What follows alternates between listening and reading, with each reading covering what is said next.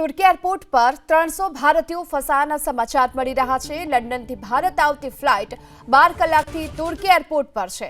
Medical ઇમરજન્સીના કારણે તુર્કી airport પર આ પ્લેનને લેન્ડ કરવામાં આવ્યું હતું અને 12 કલાક વીતી ચૂક્યા છે, છતાં પણ આ વિમાને ઉડાન નથી ભરી, જેને લઈ હાલ તો યાત્રિકોમાં ભારે રોષ જોવા મળી રહ્યો છે। લંડનથી અમે લોકો મુંબઈ જઈએ છીએ।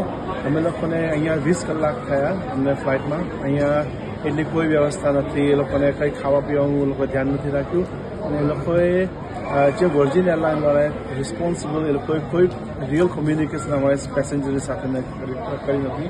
અહીંયા ઘણા બધા નાના છોકરાઓ છે, ઉંમરવાળા છે, બધા ટ્રાવેલિંગ કરે છે, પણ એ લોકોની પાસેથી કોઈ જવાબ નથી પ્રોપર, અને એ લોકોનું જો સારું કોમ્યુનિકેશન હોત તો આ પ્રોબ્લેમ ના થાય।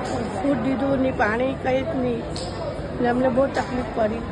અમારા સાથે નાના બેબી છે, ઓલ્ડ પીપલ બી છે, તો મને બી બહુ તકલીફ પડી।